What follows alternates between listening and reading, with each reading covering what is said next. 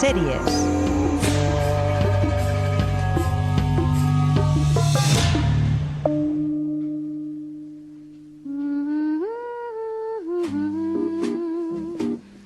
Me pones música tan buena que inevitablemente me despistas. Yo Ferran, quiero entrar en materia.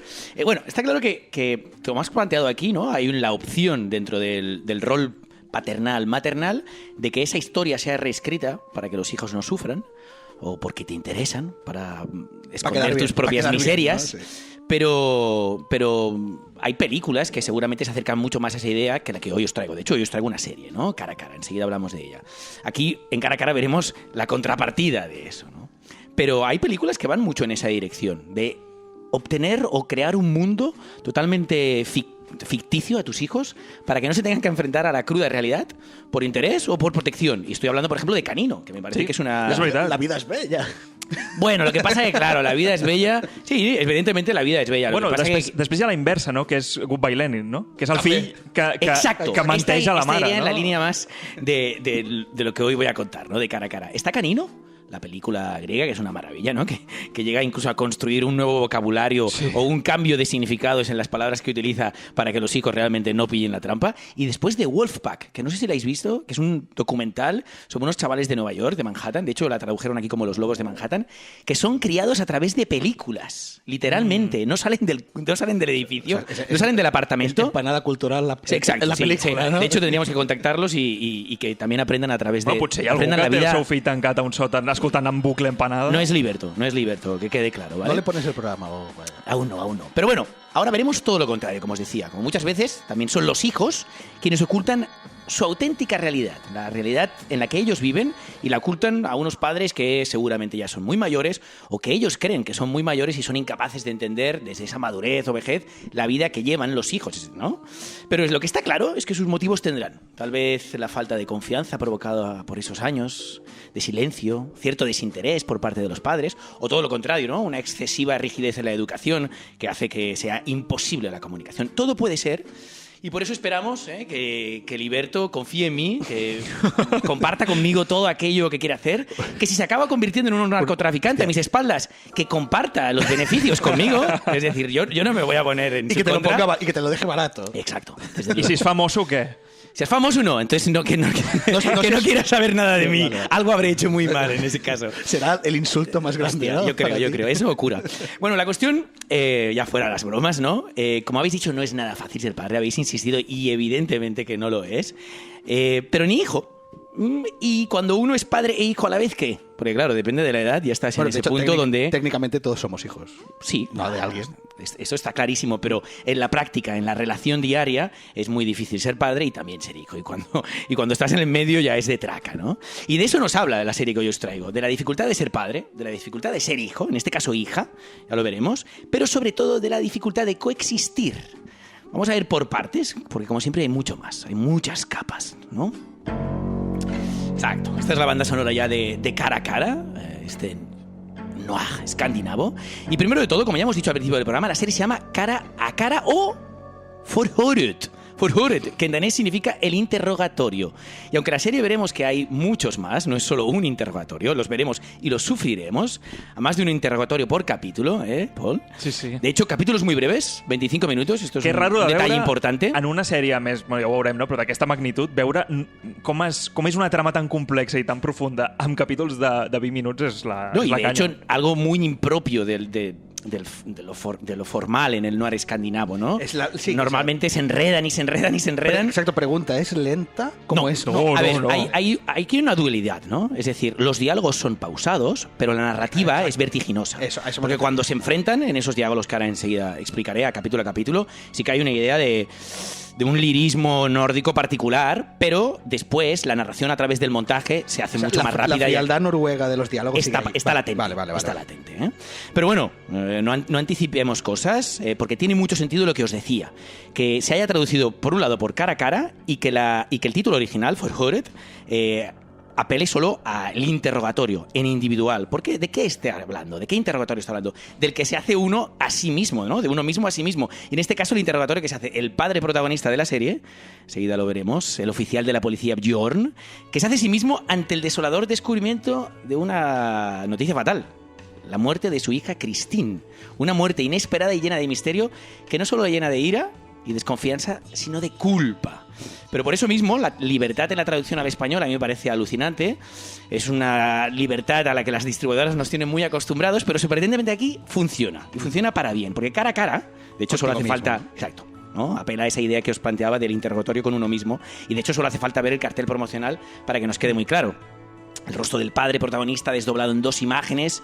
Parece un poco ese cara a cara de John Woo, Face Off, sí, pero, que en ese caso miraban al frente, pero aquí no. Aquí están un poco angulados, o sea, es el mismo rostro enfrentado a sí mismo a través del reflejo. Y en un puntito neo-noir, ¿no? Con un color fucsia que nos recuerda a Winding Refn. Sí, a tu amigo. Sí, sí. Porque Bueno, evidentemente estamos hablando de Dinamarca. Es muy escandinavo, muy neo-noir, y a la vez Christopher Boe, que es el director que está detrás, no solo es danés, sino que es tan bueno como Refn, ¿eh? No sé si estás de acuerdo, Paul, pero me parece una maravilla. No sé qué decirte, tío. Lo que pasa es que, antes de seguir por ahí, porque Boe da mucho de sí, escuchemos el tráiler y acabemos de matizar la sinopsis de la serie, por si no ha quedado clara. Tengo que reconocer que he tenido serias dudas de pedirle a Ferran que pusiera un tráiler en danés, ¿no?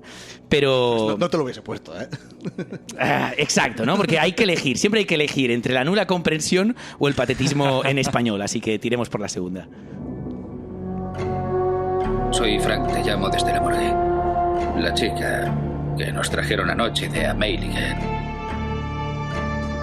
Es que Bjorn está aquí conmigo y creo que podría ser su hija.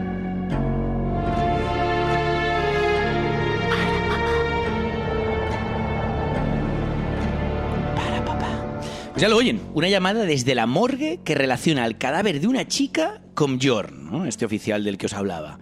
Esto es lo que acabamos de escuchar, ¿no? En estos primeros minutos de metraje, en su rutina, pero lo que vemos en el tráiler lo confirma, es su hija, sin lugar a dudas. Esto es el gran incidente inductor del principio de la serie, ¿no? Sucede en el primer capítulo, pero al margen de este sorpresón trágico inicial, que es potentísimo a nivel narrativo, esto sí que no me lo vas a discutir, ¿verdad, Paul? Sí. No, sí, a mi m'ha agradat la sèrie, eh? M'ha agradat. Pero es una serie muy potente en el fondo.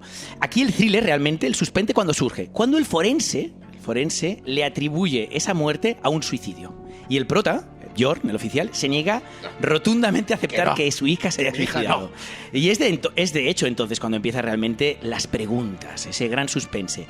Si no se ha suicidado, ¿quién ha sido? O si se ha suicidado y el padre no tiene ni puta idea. ¿Conocía realmente el prota, el padre, a su hija? Si tanto la quería, ¿por qué no se veían? ¿Por qué no compartían más? Y muchas más preguntas en una trama que, lejos de ir respondiendo, va añadiendo más cuestiones, si cabe, ¿verdad? Cada capítulo tenemos un saco más gordo de información y muchas capas, como suele haber en este programa. Además, yo no sé lo que te pasó a ti, Paul, ¿eh? De hecho sí que lo sé, pero es la típica serie que la empiezas a ver y aunque no tienes el mismo interés que el padre en solucionar la muerte de su hija, no puedes parar. No puedes parar, que no? Però, a veure, el meu va ser curiós. No sé si vols que explica-lo, vale, por favor. És una sèrie de Filmin, per variar, Ferran, perquè estem apadrinats, jo crec, per Filmin. Sí. Bueno, últimamente. Amb tot el que vam aixecar l'Adriano i que eren capítols curtets, vaig dir, hòstia, doncs me la veig així de tant en tant, no? I vaig posar el play i vaig veure, hòstia, que fort, no? I dic, clar, veus el primer capítol, no entens massa cosa, i veus el segon i dius, vale, o sigui, el primer és la història, el presente, i després te'n vas al passat. I vaig veure tota la sèrie. I jo, quan acabo la sèrie, em surt que em queda un capítol i dic, pues si aquest ja l'he vist. Llavors, Filmin m'havia fet... Me l'havia liado, Filmin! Me l'havia liado i vaig començar a veure l'últim. Que quede claro que son... Oh, sí, es muy grande esto, ¿eh? Però saps què passa? Pero no te importó. Us diré. Que funciona. Funciona. Sí, claro. Funciona de veritat. Al final, en los thrillers, desordenar la narrativa siempre funciona. Porque, en cierto modo, la narrativa ya está desordenada. Y lo que hace el protagonista y el espectador con él es ir cazando información. No entenia, però dic, que buen noir, t'ho vaig dir. Que buen noir, perquè dic, no he entès res i m'ho van completant durant els capítols. La que bona. del director. Pero antes de que se líe el oyente, que quede claro que son 8 capítulos de 25 minutos. Tú, Paul, empezaste por el octavo. Exacto. ¿no? Y además, aunque sí que es cierto que es bastante original o vanguardista en algunas cosas dentro del noir, ¿no? Como ya hemos comentado, el hecho de que sean capítulos de 25 minutos, sí que es cierto que en cuanto a cronología sigue un orden convencional. De hecho, representa que son 24 horas en la vida de este tío investigando el caso de su hija, ¿no? Pero como ya os comentaba, antes de esta gran anécdota de Paul, yo me he sentido tan sediento de verdad como el propio protagonista, y por eso, desde la trágica noticia del primer capítulo, primero, no segundo, de Paul, el primer capítulo, me ha resultado casi imposible parar, ¿no? Está claro que al prota le va la vida en su investigación y por eso no cesa en sus interrogatorios, tirando del hilo capítulo a capítulo y pasando de personaje en personaje, de sospecha en sospecha, como si fueran lianas a las que agarrarse para no caer, porque cada sospecha le lleva a una siguiente, cuando de alguna manera el personaje en el interrogatorio le convence de que no ha sido el rabbit hole, el agujero de conejo, ¿no? Y así, desde el primer capítulo, vamos al segundo, pasando de una morgue al apartamento donde se supone que vivía su hija, y pasamos de estar hablando con el forense a hablar con la novia de la hija. And so on, ¿no? Como diría nuestro querido filósofo. Así, como decía antes, durante 8 capítulos de 25 minutos, que si sumáis, es que son poquito más de 3 horas. Eso sería en tu vida, por así decirlo, si no puedes parar y acabas haciendo una maratón de la serie. En la ficción, como ya he dicho, son 24 horas de frenética investigación y, como he leído por ahí, un noir en tiempo real. Pero bueno, argumento aparte, ¿qué hace de cara a cara a una serie tan especial? Que creo que es lo realmente importante. Además de esta disposición temporal que ya hemos comentado y esta estructura narrativa que es muy poco común en estos noirs escandinavos. Sobre todo si te ponen el... Es la hostia, ¿eh? Pero aquí funciona muy bien y ya os lo he dicho, ¿eh? No puedes parar. Yo creo que es la dirección, por un lado, lo que hace la dirección de Christopher Bogue, que enseguida os comentaré algo más de él por si no lo conocéis, y eso sí, el elenco actoral, porque seguramente el personal conocerá más a algunos de los actores. Estamos hablando de, por ejemplo, el prota, Jor, ¿no? El oficial que está investigando la muerte de su hija es Ulrik Thomsen. No sé si lo habéis visto ¿no? O sea, yo lo he visto y me suena, pero ¿de qué me suena? Este tío, de hecho, ya había trabajado para Bow en Allegro, una película súper vanguardista, ¿no? Pero después, ¿dónde es que yo lo he visto? Porque es un tío bastante interesante, ¿eh? Y bueno, después igual lo vemos. Después, ¿Celebración puede ser? ¿Celebración? ¿Una es que película no, es que le veis la cara. La del Winterberg aquella. Exacto. Exacto. Y el gran cuaderno. Ahí lo podéis haber visto. Pero evidentemente Ulrik Thomsen no está solo, ¿eh? Está en el papel protagonista y es el hilo conductor, pero ¿a dónde nos conduce? ¿A sus posibles verdugos o a las víctimas, según se mire? Tenemos a Lars Mikkelsen. Este sí. Este lo conoce todo Dios, ¿no? Es el pero no el Mads Mikkelsen. No. Lars Mikkelsen. O sea, no es el Aníbal. O sea, Aníbal no del Hopkins, òbviament, sinó... És una mica Aníbal. Este tío me has dicho que sale en Sherlock. Sherlock és aquest home que té la capacitat... Bueno, és com l'alter ego de Sherlock. Quan ja no hi és el Moriarty, a la sèrie es treuen aquest personatge, que em sembla... no me'n recordo el nom. Sale en The Witcher también, ¿no? The Witcher fa un mag, por ahí, diré que era un mag, sí. És un actor que siempre fa... Hay muchísimos más, ¿eh? Trine Dirholm, Nikolai Likas, todos estos nombres que seguramente no suenan, ¿no? David Denchik, Soren Malin, no suenan, pero cuando los ves en la serie te suenan, te resultan familiares en pantalla. D'alguna altra sèrie sueca com ¿cómo se llama? Borgen. Claro, es que al final hay mucho noir que nos ha ido llegando y todos estos personajes son cercanos, ¿no? Son cercanos y, como he dicho al principio, impecables como actores. Tenemos a la exmujer del propio Bjorn, policías de homicidios, gángsteres con pedigrí, jefes mafiosos que parecen más políticos, bueno, parecen mafiosos de hecho, las femme fatales propias del noir. Cada capítulo resulta una batalla interpretativa entre estos personajes que os he ido comentando y el propio Ulrik Thomsen. Es como un ring al que van pasando, exacto, ¿no? Y eso es algo que claro, y eso es algo que también te puede generar el prejuicio de decir, pero estamos ante algo muy teatral, ¿no? Porque sí que es cierto que es la propia palabra la que hace que avance la acción. Pero no, porque como os decía, el otro tema muy importante aquí es Christopher Bogue, ¿no? Para mí es donde destaca, donde consigue el punto extra que me ha hecho traer aquí la serie, ¿no? La puesta en escena. Una puesta en escena que, teniendo en cuenta que la trama trata de una bajada a los infiernos, y que mejor que este momento de la banda sonora, ¿no? A la dark web, a las drogas, a la prostitución de lujo, al dinero fácil, a la corrupción policial, que también nos muestra, con esa estética tan nórdica, tan perfecta, ¿no? Que eso rompe aún mucho más. ¿Cómo lo consigue, ¿no? Para lograr esa tensión que hace Bogue, ¿no? Pues hay un trabajo de montaje que a mí me parece alucinante, que no hace falta desordenar todo, ¿eh? Hay una gran velocidad en ese montaje, en todos sus planos. Hay cantidad de encuadres de cámara bastante atípicos, jugando mucho con los picados y contrapicados, jugando mucho con los reflejos también. Nunca acabas de entender. Esto parecería que nos llevaría a In the Mood for Love, pero no hay una idea de encuadre fácil y limpio. Y eso nos lleva a pasar por tranvías, aparcamientos, casas de lujo, prostíbulos de calidad, tonos negros contrastados, destellos sombríos.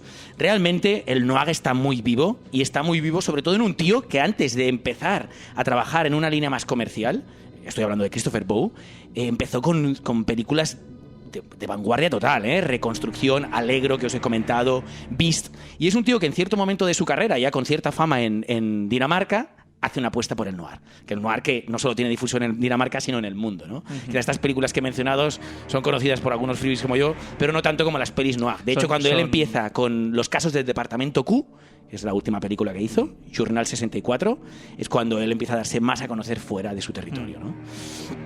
Y esta es la música clara, ¿no? Que acompañaría también a un noir escandinavo. Bueno, ustedes decidirán, jo aquí la dejo. Jo no l'he vist perquè no he tingut temps, ens has insistit molt, però realment té pinta d'acabar la pena. Sí, yo creo que cara a cara, esta serie danesa del 2019 vale muchísima la pena, que sepáis que la tenéis en Filmin, ya lo he dicho varias veces, véanla, opinen ustedes mismos y además, si les gusta... Cómprenla. No, ¿sabéis qué pasa? Que hay una segunda temporada ya comprada. Tú dirías, imposible, porque tiene un final bastante cerrado. Pero es que la segunda temporada... Un principio, para mí. Exacto. Pero la segunda temporada nos llega a ese efecto Rashomon.